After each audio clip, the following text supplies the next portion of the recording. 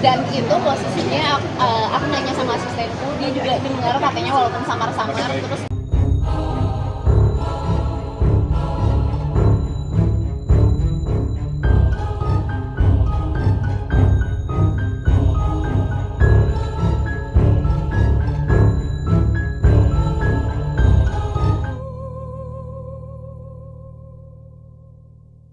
kita seperti menjebak mereka padahal nggak benar. Padahal maksudnya cari cuan aja ya. Cari cuan doang. Udah, jadilah mana kayak tinggal hubungan aja. Minggu dong ya.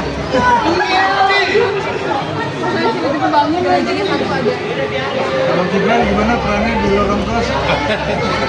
Kalau yang di Gibran Mas Gibran Kita sama nih yang muda-muda sebenarnya adalah penghuni kos terakhir karena apa? Karena lagi libur lebaran.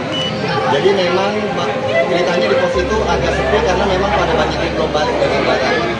Setelah lebaran ternyata ada kasus di kos tersebut yang membuat para penghuni kos ini udah gak nyaman dan pada pingin pergi. Nah kalau mau tahu di mananya, nonton aja lorong kos.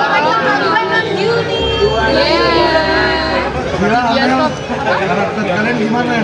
Kalau saya sebagai anak gym, turunan, Frank. di lorong kos itu sebagai Ayu, Amel sebagai Ayu itu anak gym yang kayak, aduh capek banget deh gue sama hidup ini gitu. Gue mau tenang, kenapa gue jadi nggak tenang gitu? Kenapa mati? Aku nggak jadi tenangnya. Jangan dong, jawabannya di lorong kos. Sila gimana Sila? Sini. Pocong. Aku Zili berperan sebagai Tika. Sebenarnya Tika ini lumayan karakter yang amat-amat terjebak di situasi yang tidak diinginkan. Dia tuh mau menghemat tapi malah jadi stres. Adit, Di sini jadi Ira, bukan asisten, penghuni kos yang paling muda, paling kuku, paling polos, paling baik, paling sayang sama semuanya. Iya banget. Sayang banget. Terutama sama ibu. Nah ini Pak Jordan nih Pak Polisi dia. Pak Polisi. Dia bukan Ini penghuni. intel. Jadi peran saya adalah berusaha ya untuk bisa menguji kasus ini. Memang itu sulit banget ya, tapi akhirnya terpecahkan juga. Nonton aja pokoknya, seru banget pokoknya. hah? Om. Oh, saya Lugi Muniaga berperan sebagai Om Bram di samping dan teman-teman. Untuk lanjutkannya, nonton deh lorong kos. Kelihatan lah siapa yang ngebunuh ya. Oh iya, satu lagi gue lupa. Banyakan pocong sih. Hai, aku Aina Nisa. Di sini aku berperan sebagai Tania. Tania tuh juga salah satu penghuni paling muda dan paling lama. Dan sebenarnya dekat banget sama semuanya, terutama juga sama Ira gitu. Karena kita sama Dekatnya agak beda sih, Beb. Kita sahabat lama. Iya, tapi karena aku sama dia satu kampus juga, jadi kita deket banget gitu. Dan sebenarnya Tania inilah nggak mau banyak spoiler, tapi karena Tania inilah jadi ada kejadian-kejadian. Mulanya beneran. Oh kayak Tania, padahal kita semua. Kejadiannya harus dipecahkan sama saya pokoknya. Bukan dong, sama lorong kos. Harus wajib nonton lorong kos tanggal 26 Juni 2025 di Lorong kos. Tanggal 26 Juni, jangan lupa. Betul. Kosan mana sih?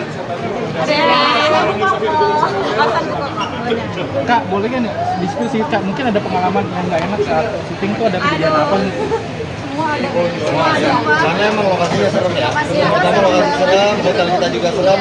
Emang director kita meminta kita untuk merasakan ambience-nya selama kita proses syuting. Kita nggak dikasih enak istilahnya supaya kita merasakan horornya di tiap hari. Horor setiap hari. Setiap jam. Pengalaman mistisnya, oke, salah satunya itu karena memang kayak yang kata Kak Gibran tadi, hotel tempat kita stay itu kan udah hotel lama dan serem banget ya, creepy banget. Itu kalau di aku pribadi pernah ada momen aku tahu di kamar samping aku tuh gak ada orang, tapi selalu ada yang ngetok-ngetok dan geret-geret barang sampai 2 jam lebih, tapi kita tahu gak ada orang. Itu di aku jadi Yang lain Ada Satu-satu mungkin Nadira juga pernah diketokin ya? Iya, aku diketok jam 2 dan itu posisinya aku nanya sama asistenku, dia juga dengar katanya walaupun samar-samar, terus dia buka dan gak ada siapapun, dan besoknya aku tanya ke orang berkelas dan mereka pun katanya jam yang tipis-tipis bedanya sama aku juga. Kalau aku lebih ke kayak apa ya? Ada sebenarnya aku udah mandi ya, soalnya kan aku harus mandi ya selesai syuting ya. Terus habis itu Kamel nggak pernah mandi. enggak lah, aku mandi selalu. Habis itu kayak aku ini kenapa ya? Aku udah selesai mandi, terus tiba-tiba kayak aku udah mau tidur, kenapa ada suara air? Oh mungkin dia tidurnya lelap kali ya. Tapi bukannya kamarnya Amel udah kayak princess ya? Iya, tapi tetap aja. Ada orang di belakang lagi nge-live ya? Apalagi Iya betul, pas waktu di kamar kita, kamar saya dan Gibran tuh, jadi di kamar itu saya lagi live bareng ya sama Gibran dan memang kamarnya serem banget ya, apalagi kamar mandinya ya. ya, itu kayak ada perempuan masuk ke kamar mandi kan? Betul, betul. Perempuan mana? Ya. semuanya nggak ada Padahal kita nggak ngajak perempuan ya, tapi ada aja perempuan datang. oh dia nggak datang sebenarnya aku nggak datang Di lokasi syutingnya, ini semua lagi pada teks, jadi aku sendirian di ruang tamu. Terus aku ketiduran karena nunggu giliran aku rasa ada yang lewat depan aku, terus suara air di kamar mandi bunyi gitu. Sampai ada satu asisten aku nggak tanya saya kayak asisten kamu deh, datang kayak Razil ada orang ada, kayaknya tadi ada bangun, terus stop aja. Lama ya di belum ya gitu, nggak kebuka.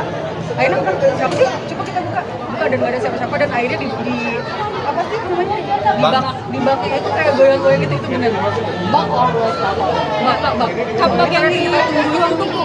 Oh oke. Dan aku cuma kayak lihat-lihatan aja gitu. Oh, oke fine, kita tidur lagi aja. Oh, jadi ini Saya nakut-nakutin hantunya malah.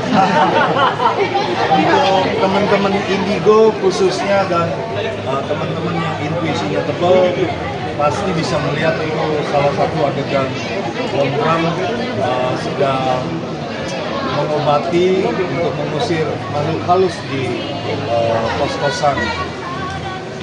Di situ salah satunya makhluk halus itu Nonton. Ya pokoknya di adegan itulah ya. Betul. selanjutnya nonton deh. Betul. Iya. Dijamin ini anak muda banget ya. Enggak anak muda sih, semua kalangan bisa nonton sebetulnya. Betul. Kan namanya juga cerita diangkat dari berbagai banyak. Iya. Ini kan film